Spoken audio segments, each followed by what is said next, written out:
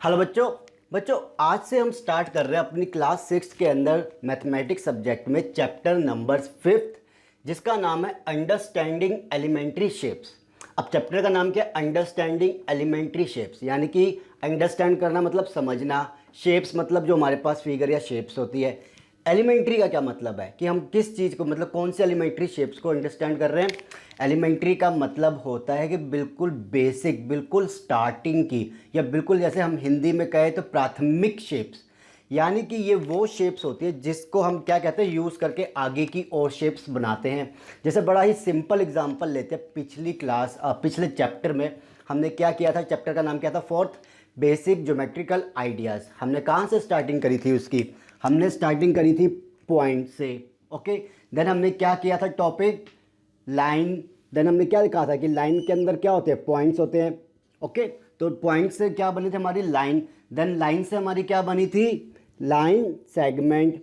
ऐसे in line से हमारे पास और कौन सी फिगर आई थी? पॉलीगन्स की। जैसे कि हमारे पास हमने देखा था स्क्वायर आ गया, रेक्टेंगल आ गया, ये चीज़ें आई थी। ऐसे आगे जाके हमने क्या किया था? सर्कल। ठीक है, सर्कल पे भी पॉइंट्स होते हैं ना, पॉइंट से मिलके ही बनती है। तो ये चीज़ें क्या थी? हमारी एलिमेंट्री शेप, यानी कि एक से बनकर दूसरी बनती है, फिर तीसरी, फिर चौथी, ऐसे। ओके, तो इस चीज़ समझ में आ गई। तो इसका सबसे पहला टॉपिक हम करेंगे आज जो है कि लाइन सेगमेंट्स। कि लाइन सेगमेंट्स हमने पढ़ ली थी क्या होती है। अब हम उसकी कंपेयरिंग करेंगे। कंपेयरिंग का मतलब हो गया कि भाई ये बताओ कि जैसे दो लाइन सेगमेंट है आपके पास, तो कौन सी छोटी है और कौन सी बड़ी है। तो लाइन सेगमेंट जिसको पहले नहीं पता है, एक बार एग्जांपल देता हूँ, देन स्टार्ट करते हैं। लाइन सेगमेंट जिसको ध्यान ना हो, तो लाइन सेगमेंट क्या होती है हमारी? ऐसे हमने दो पॉइंट्स लगा लिए और इन पॉइंट्स को हमने ज्वाइन कर दिया। ओके, अब इस पॉइंट का नाम जैसे मैंने स्टार्टिंग का दे दिया ए और इधर का दे दिया मैंने बी। ओके, और मैंने ये बोला कि ये मान लो हमारी 5 सेंटीमीटर की है। ओके, देन हमने ये कहा कि हमारे पास ये क्या हो गई? फिक्स हो गई। अब ये चेंज नहीं हो सकती। ओके, अगर चेंज करोगे तो वो लाइन बन जाती है। तो ये होगी हमारी लाइन सेगमेंट। अब बात आती है हमारे पास कि हमें कंपेयरिंग करनी है। ओके जी, कर लेते हैं। अब इसको आप कर दो रब। ओके, अब आपको बोला ये लाइन सेगमेंट है आपके पास, ओके, ए बी, और एक आपके पास है लाइन सेगमेंट ये। ठीक है, तो आपको ये पूछा जाएगा कंपेयर करके बताओ कौन सी लाइन सेगमेंट बड़ी है। तो आप क्या करोगे? तो आप देख के ही बोलोगे जी हाँ बिल्कुल सीढ़ी बड़ी लग रही है। तो ये आपने कैसे बताई? तो इसके हमारे पास कई सारे तरीके होते हैं। देखो कैसे। जो पहला तरीका होता है हमारे पास, वो होता है बाय ऑब्जर्वेशन। अब ये बाय ऑब्जर्वेशन का मतलब क्या है कि आपने देख के बता दिया बिल्कुल सही कि हाँ ये बड़ी दिख रही है, क्योंकि इसका क्या है, इसकी लेंथ और इसकी लेंथ में बहुत ज़्यादा फ़र्क है। तो आपने बाय देख के मतलब बाय ऑब्जर्वेशन से क्या किया? बता दिया कि भाई हाँ ये लाइन बड़ी है, यानी ये लाइन सेगमेंट बड़ी है। ओके, अगर मैं ये कहूँ कि इसके अलावा और क्या तरीका है, तो आप क्या कहोगे? दूसरा हमारे पास क्या तरीका होता है इसका? बाय ट्रेसिंग पेपर, या बाय ट्रेसिंग पेपर कह लीजिए या ट्रेसिंग कह लीजिए। तो ट्रेसिंग पेपर आपने देखा है, वाइट कलर की शीट होती है जो ट्रांसपेरेंट होती है। तो हम क्या करेंगे कि ये लाइन को ड्रॉ कर लेंगे एक कागज़ पे। जैसे कि मैंने क्या किया, मान लो एक लाइन को ड्रॉ कर लिया कागज़ पे। ओके, ये है ए बी। अब एक लाइन को जिसको मुझे कंपेयर करना है उसको मैं क्या करूंगा? उसको ड्रॉ कर लूंगा मैं वहां पे, कहां पे? ट्रेसिंग पेपर पे। ओके, एंड सेकेंड लाइन को आपको क्या करना है? सेकेंड लाइन सेगमेंट को आपको उसको ड्रॉ करना है ट्रेसिंग पेपर पे। ओके, अब उसको आपने ड्रॉ कर लिया ट्रेसिंग पेपर पे, यानी कि आपके पास एक ऐसे शीट होगी, आपने गए और उसके ऊपर आपने उसको ड्रॉ कर लिया। ओके जी, चलो इसको एक ड्रॉ कर लेते हैं हम। ऐसे मान लो ये एक लाइन थी, हमने इसको ड्रॉ कर लिया, सीढ़ी। ठीक है, लाइन सेगमेंट थी ये, सीढ़ी। अब हमें क्या करना है कि हम इस ट्रेसिंग पेपर को उठाएंगे और इसके ऊपर बिल्कुल लाइन के ऊपर ओवरलैप कर देंगे, यानी इसका जो पॉइंट ए है और इस लाइन सेगमेंट का पॉइंट सी है, ठीक है ना, बिल्कुल ऊपर रख देंगे इसके ट्रेसिंग पेपर के। और फिर देखेंगे कि भाई कौन सी लाइन बड़ी है और कौन सी छोटी है। तो जो सी बड़ी आएगी हम क्या कहेंगे, वो बड़ी है, जो सी छोटी आएगी वो क्या कहेंगे, छोटी है। एक तो ये तरीका हो गया, एक बाय ऑब्जर्वेशन हो गया।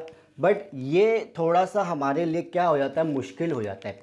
कारण क्या कि मान लो कि ये तो चलो बाय ऑब्जर्वेशन से हमने बहुत बड़ी लाइन में डिफरेंस हो गया तो हमने बता दिया। ट्रेसिंग पेपर वाले में अब कब तक आप ट्रेसिंग पेपर लाओगे, खींचोगे, इस पर लगाओगे, ये थोड़ा कोई अच्छा तरीका नहीं है ना, बिल्कुल। तो हमारे पास इसके बाद हमारे पास क्या तरीका आता है, बाय डिवाइडर।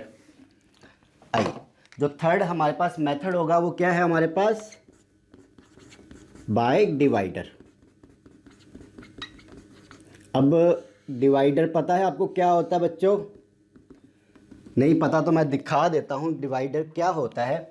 डिवाइडर होता है ये, आपने देखा होगा आपकी ज्योमेट्री आप खरीदते हो तो उसके अंदर आपको स्केल मिलता है, ये भी मिलता है, जिसे हम क्या कहते हैं, डिवाइडर। ओके, तो इसके अंदर जो ये होल होता है छोटा सा, इसके अंदर हम पेंसिल शार्प करके डालते हैं। एंड देन अगर मेरे पास, हाँ पेंसिल रखी है, मैं दिखाई देता हूँ। ऐसे पेंसिल शार्प करके आपको डालनी है इसके अंदर, ये अंदर चला जाएगा। देन आपको बिल्कुल क्या करना है, जो इसकी निब है, ये जो इसकी जो क्या है, इस वाले डिवाइडर की निब है, बिल्कुल उसके लेवल तक आप ले आइए ज़मीन पर रख के। देन इसको स्क्रॉल को टाइट कर दीजिए। ओके, अब आपके पास क्या तरीका है इसको यूज़ कैसे करना है। देखो बाय डिवाइडर में क्या होता है कि सपोज कर लो मैं आपको दो लाइन बोलता हूँ, यहाँ पे दो लाइन सेगमेंट हमारे पास ए बी। ओके, और दूसरी क्या है हमारे पास, मान लो सी एंड डी, इसको आप बिल्कुल पास में रख लो इतनी, ठीक है, ये सी और डी। तो अब हमें बोला गया कि भाई ये कंपेयर करके बताओ इन लाइन सेगमेंट्स को कि भाई इनमें से कौन सी बड़ी है। तो कई बार क्या होता है कि इनके बीच में ना ज़्यादा फ़र्क नहीं होता लेंथ में, तो हम अपनी आइज से देख के बिल्कुल ऐसे बता नहीं पाते कि भाई ज़्यादा कि कौन सी बड़ी है कौन सी छोटी है। तो हम क्या करते हैं, अपने डिवाइडर को यूज़ करते हैं, डिवाइडर वाले मेथड को यूज़ करते हैं। देन आपको क्या करना है, इस पेंसिल की अभी फ़िलहाल ज़रूरत नहीं है, एक पॉइंट, इसका ये पॉइंट हम क्या करेंगे, यहाँ पे खोल लेंगे। आप चाहे पेंसिल लगा लीजिए, चलो लगा लीजिए, तो शायद उसके बिना बात भी नहीं बनेगी। हाँ जी, देखो क्या करना है, अब हमें क्या करना है, इसको एक स्टार्टिंग पॉइंट पे आप इसको ऐसे खोल लीजिए और इसको आपको ऐसे तब तक खोल के रखना है ताकि आप जब तक इसके दूसरे पॉइंट पे ना पहुंच जाओ। ओके, देन जहाँ पे आप पहुंच गए ना, जितना ये खुलेगा उसको ऐसे ही पकड़ के रखना है आपको, और जाके क्या करना है, इसका ये वाला पॉइंट आपको वहाँ पे लगाना है और देखना है कि वो बड़ी आ रही है या छोटी आ रही है। अगर ये इससे भी आगे जा रही है ज़्यादा लाइन, यानी बड़ी जा रही है, तो हम क्या कहेंगे, हाँ ये बड़ी है। ओके, तो ये था हमारा डिवाइडर वाला मेथड। बट ये भी इतना कन्वीनियंट क्यों नहीं है, देखो इस वाले मेथड में कमी है, हालांकि इन सब में कमी है क्या, कि अगर हमें ये पता करना हो कि भाई ये वाली और ये वाली में एग्जैक्टली डिफरेंस कितना है, कि भाई इनके बीच में जो ये बड़ी है या जो छोटी है वो कितनी बड़ी है और कितनी छोटी है, हमें ये बताना हो तो वो हम ना ऑब्जर्वेशन से बता सकते, ना ट्रेसिंग से बता सकते, ना डिवाइडर से बता सकते। कि आप डिवाइडर से बता सकते हो कि ये 1 सेंटीमीटर बड़ी है, 5 सेंटीमीटर बड़ी है, नहीं बता सकते। हम सिर्फ ये बता सकते हाँ ये बड़ी है ये छोटी है। तब हमने क्या किया, हमारा फोर्थ मेथड यूज़ किया जिसका नाम था बाय रूलर। हमने यहाँ पे रूलर्स यूज़ किए, बाय रूलर्स।